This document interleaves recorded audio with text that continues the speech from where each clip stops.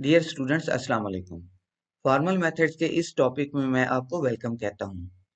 इस टॉपिक में हम पेट्रीनेट मॉडल की फॉर्मल डेफिनेशन देखेंगे। तो ये हमारे पास पेट्रीनेट की फॉर्मल डेफिनेशन है। इसके अंदर हम चार चीजें बताते हैं। पी का मतलब होता है set of places. P is equal to set of places. उसमें क्या चीज आ जाती है? P1, P2, P3 up to Pm।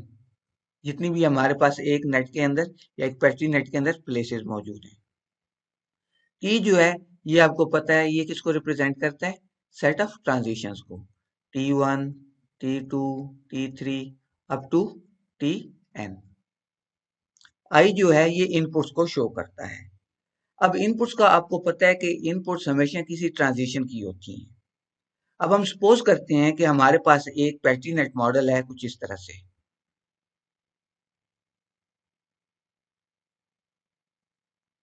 ये हमारे पास P1 है, ये हमारे पास T1 है, ये P2 है, ये T2 है और ये P3 है।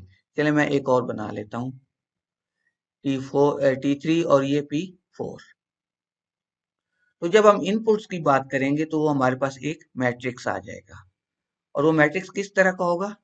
उसमें हमारे पास जो कॉलम्स होंगे वो प्लेसेस होंगी, P1, P2, P3 और P4। और जो रोज होंगी वो क्या होंगी? ट्रांजिशंस होंगी, T1। अब T1 जो है इसकी इनपुट्स कौन कौन सी प्लेसेस हैं? एक ही प्लेस है P1, तो P1 को हम 1 कर देंगे। और तो कोई इसकी इनपुट नहीं है, इनपुट प्लेस नहीं है, तो बाकी सबको हम 0 कर देंगे। अगर हम T2 की बात करें तो T2 जो है उसकी इनपुट प्लेस कौन सी है? P2 है, तो ये P1 0 हो जाएगी, P2 जो है वो 1 हो जाएगी और ये 0 और ये भी 0 हो जाएगी। फिर अगर हम T3 की बात करें तो T3 के अंदर हमारे पास जो इनपुट प्लेस है वो कौन सी है? P3। बाकी जो प्लेसेस हैं वो सारी 0 हो जाएंगी। तो ये हमारे पास क्या हो गया? एक इनपुट मैट्रिक्स आ गया। इस तरह अगर हम आउटपुट मैट्रिक्स की बात करें तो वो भी हमारे पास इस तरह का ही एक मैट्रिक्स बनेगा। डिफरेंस सिर्फ ये है कि जो हमारे पास इनपुट्स हैं वहां पे हमने इनपुट्स को शो किया है, जहां पे इनपुट्स थी उनको 1 शो किया। आउटपुट वाला जो मैट्रिक्स होगा वहां पे हम क्या करेंगे कि ट्रांजिशन की जो आउटपुट प्लेसेस होंगी उनको 1 से रिप्रेजेंट करेंगे और बाकियों को 0 से रिप्रेजेंट करेंगे। अब जैसे P1 है, P2, P3 और ये P4। अब अगर मैं T1 की बात करूं तो T1 की आउटपुट प्लेस कौन सी है? P2, तो ये 1 आ जाएगी, बाकी 0 हो जाएंगी। इसी तरह अगर मैं T2 की बात करूं तो उसकी हमारे पास आउटपुट कौन सी है? आउटपुट प्लेस कौन सी है? वो P3 है, वो बाकी 0 कर देगा। और अगर हम T3 की बात करें तो इसकी हमारे पास P4 जो है वो आउटपुट प्लेस है। तो ये हमारे पास क्या आ गया? आउटपुट मैट्रिक्स आ गया। तो किसी भी पेट्री नेट को फॉर्मली जब हमने शो करना हो तो इस 4 टपल से शो करते हैं। उसमें हमारे पास प्लेसेस आ जाती हैं, ट्रांजिशंस आ जाती हैं, इनपुट्स आ जाती हैं और आउटपुट्स आ जाती हैं। नेक्स्ट है मार्किंग। मार्किंग शो करती है कि आपके पेट्री नेट मॉडल की करंट स्टेट क्या है। स्टेट से क्या मुराद है? स्टेट से मुराद ये है कि उसके अंदर किस प्लेस में कितने टोकन्स मौजूद हैं। तो ये जो चीज है ये उसकी स्टेट को रिप्रेजेंट करेगी। फॉर एग्जाम्पल हमारे पास एक मॉडल है कुछ इस तरह से।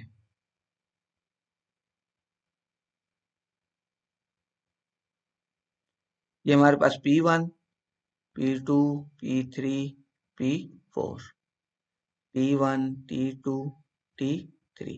मैं बार बार यही मॉडल ड्रा कर रहा हूं क्योंकि ये सिंपल है, इससे आपको कंसेप्ट की ज्यादा बेहतर समझ आएगी। अब हम ये सपोज करते हैं कि इनिशियली हमारे पास जो P1 स्टेट है इसमें एक टोकन मौजूद था। तो जो हमारे पास इसकी मार्किंग होगी इनिशियल वो क्या होगी? P1 में एक टोकन मौजूद है तो हम इसको 1 से रिप्रेजेंट करेंगे। P2 में कोई टोकन नहीं है, P3 में भी कोई टोकन नहीं है और P4 में भी कोई टोकन नहीं है। और चूंकि ये हमारी इनिशियल मार्किंग है तो इसको हम M0 से रिप्रेजेंट करेंगे। जो इनिशियल मार्किंग होती है उसको M0 से रिप्रेजेंट किया जाता है। अब मैं सपोज करता हूं कि हमारी जो इनिशियल मार्किंग थी उसमें P1 में 2 टोकन्स थे। तो फिर अब हम क्या करेंगे? इस 1 की जगह इसको 2 कर देंगे। इसी तरह मैं सपोज करता हूं कि इनिशियली हमारे पास P3 में भी एक टोकन मौजूद था। तो फिर उसमें क्या होगा? आप उसको 1 कर देंगे। तो अभी फिलहाल मैं ये एक टोकन डिलीट कर देता हूँ और ये हमारे पास क्या हो गया 1, और इसको भी डिलीट कर देता हूँ और ये हमारे पास 0 हो गया। तो ये हमारे पास इनिशियल स्टेट आ गई। अब हम क्या करते हैं कि ये जो ट्रांजिशन T1 है इसको फायर करवाते हैं। जब ट्रांजिशन T1 फायर होगी तो नेक्स्ट हमारे पास कौन सी स्टेट आ जाएगी, P1 जो है इसके अंदर से एक टोकन ये खत्म हो जाएगा और ये P2 में आ जाएगा। तो हमारी जो मार्किंग होगी वो क्या होगी, 0 1 0 0। अब हम क्या करते हैं कि T2 जो है ट्रांजिशन इसको फायर करवाते हैं। तो जब ये फायर होगी तो P2 के अंदर जो टोकन है ये यहाँ से रिमूव हो जाएगा और ये P3 में चला जाएगा। तो उस पे जो हमारी मार्किंग बनेगी वो क्या बनेगी, P1 में भी 0, P2 में भी 0, P3 में 1 और P4 में भी 0। फिर हमारे पास जो ट्रांजिशन है T3 हम इसको फायर करवाते हैं। अब ये यहाँ से रिमूव होकर P4 में चला जाएगा। तो जो M3 है वो हमारे पास क्या बनेगी, 0 0 0 और 1। तो ये जो M0 M1 M2 और M3 ये क्या कर रहे हैं, ये एक खास इंस्टेंस ऑफ टाइम पे आपको उस पेट्रीनेट मॉडल की स्टेट शो कर रहे हैं कि एट दैट टाइम उस पेट्रीनेट मॉडल की क्या स्टेट थी, उसकी किस प्लेस के अंदर कितने टोकन्स मौजूद थे। अब अगर इसको मैं समराइज करूं तो हमारे पास जो इनिशियल मार्किंग थी वो थी M0। वहां से हमने ट्रांजिशन T1 को फायर करवाया तो हमारे पास मार्किंग आ गई M1। वहां से फिर हमने ट्रांजिशन T2 को फायर करवाया तो मार्किंग आ गई M2। और वहां से जब हमने T3 को फायर करवाया तो मार्किंग आ गई M3। अब ये जो सीक्वेंस बना है हमारे पास इसको हम क्या कहते हैं, फायरिंग सीक्वेंस। यानी ट्रांजिशन की फायरिंग का वो सीक्वेंस जिसके थ्रू हम मार्किंग M0 से M3 तक पहुंच गए। नेक्स्ट है हमारे पास रीचेबिलिटी। रीचेबिलिटी का क्या मतलब है, इट मींस कि क्या ट्रांजिशंस का कोई ऐसा फायरिंग सीक्वेंस मौजूद है कि जिसको अगर हम फॉलो करें तो हम एक मार्किंग M0 से दूसरी मार्किंग MI तक पहुंच सकें। अगर हम पिछली स्लाइड पे जाएं तो यहाँ पे हमारे पास इनिशियल मार्किंग थी M0 और फिर हमारे पास एक मार्किंग आई थी M3। तो M3 जो है वो M0 से रीचेबल है। यानी हमारे पास एक ऐसा फायरिंग सीक्वेंस मौजूद है ट्रांजिशंस का कि अगर हम उस सीक्वेंस को फॉलो करें तो हम M0 से M3 तक पहुंच सकते हैं, यानी मार्किंग 0 से मार्किंग 3 तक। तो इसी चीज को हम कहते हैं रीचेबिलिटी। नेक्स्ट है हमारे पास बाउंडेडनेस।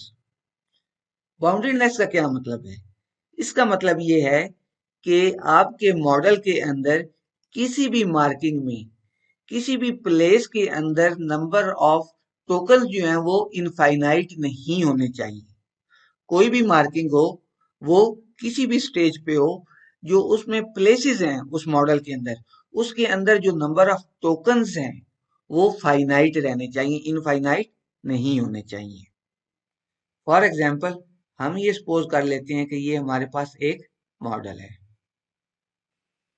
ये हमारे पास P1 है, T1 है, P2 और ये T2। इस तरह इसको हम P3 कह लेते हैं, इसको P4 कह लेते हैं, इसको हम T3 कह लेते हैं और इसको P5 कह लेते हैं। हम स्टार्ट करते हैं इस मार्किंग से कि जिसमें हमारे पास P1 में इनिशियली एक टोकन मौजूद है।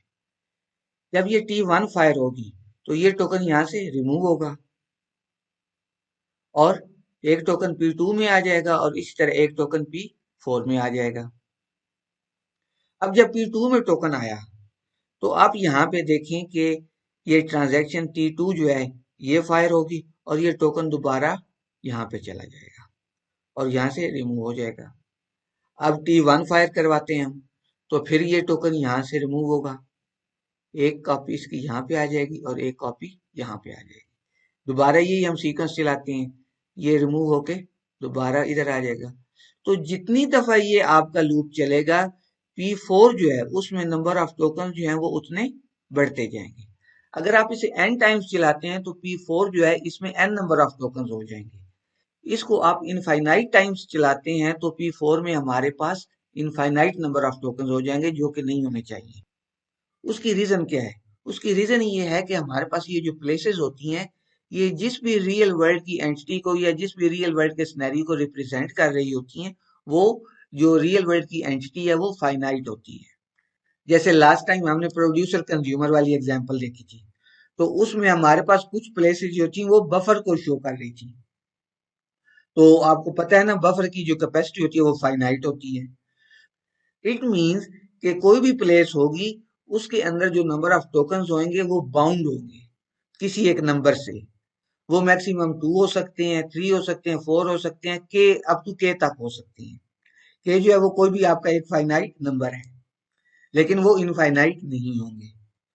तो बाउंडेडनेस का क्या मतलब हुआ कि किसी भी मॉडल में किसी इनिशियल स्टेट से स्टार्ट करते हुए कोई भी स्टेज ऐसी नहीं आनी चाहिए, कोई भी मार्किंग ऐसी नहीं आनी चाहिए जिसमें कि आपके पास किसी प्लेस में नंबर ऑफ टोकन्स जो हैं वो इनफाइनाइट हो जाएं या एक स्पेसिफिक वैल्यू से एक्सीड कर जाएं। तो इसको हम क्या कहते हैं? बाउंडेडनेस। नेक्स्ट है हमारे पास लाइवनेस। लाइवनेस का क्या मतलब है? इसका मतलब ये है, इन सिंपल वर्ड्स, के आपके पास जो आपका मॉडल है उसके अंदर डेड लॉक नहीं आना चाहिए। यानी अगर आपने किसी मार्किंग M0 से स्टार्ट किया है तो कोई एक मार्किंग ऐसी नहीं आनी चाहिए कि जहां पे आपके पास कोई भी एक ट्रांजिशन फायर करने के लिए ना बचे, या कोई एक ऐसी स्टेज आ जाए कि जिस पे आप फर्दर कोई भी ट्रांजिशन जो है उसको फायर ना करवा सकें। तो वो हमारे पास एक डेडलॉक स्टेट क्रिएट हो जाएगी। तो ऐसी कोई भी स्टेज जो है वो नहीं आनी चाहिए। इसकी अब हम एक एग्जांपल देख लेते हैं। जैसे यहाँ पर हमारे पास एक मॉडल है, ये वाला। अब हम ये करते हैं कि हम ट्रांजिशन T1 को फायर करवाते हैं। जब ट्रांजिशन T1 फायर होगी तो क्या होगा? यहाँ पे हमारे पास ये टोकन P1 से रिमूव होकर P2 के अंदर आ जाएगा। अब आप ये देखें कि जब ये टोकन P2 के अंदर आया तो ट्रांजिशन T3 जो है अब ये फायर नहीं हो सकती। क्यों? क्योंकि जो इसकी दो इनपुट प्लेसेस हैं P2 और P3, P2 में तो हमारे पास टोकन है लेकिन P3 में हमारे पास टोकन नहीं है। ठीक है, तो अब हमारे पास कोई भी एक ऐसी ट्रांजिशन नहीं बची जिसको कि हम फायर करवा सकें। तो ये स्टेट जो है ये क्या है? ये डेडलॉक स्टेट आ गई है। तो लाइवनेस क्या हुई कि किसी भी मॉडल के अंदर किसी भी इनिशियल मार्किंग M0 से स्टार्ट करते हुए कोई भी एक मार्किंग ऐसी नहीं आनी चाहिए कि जहां पे आपके पास फर्दर कोई ट्रांजिशन ना बचे जिसको कि आप फायर करवा सकें। तो मुझे उम्मीद है कि आज के कंसेप्ट की आपको समझ आ गई होगी। अल्लाह हाफिज।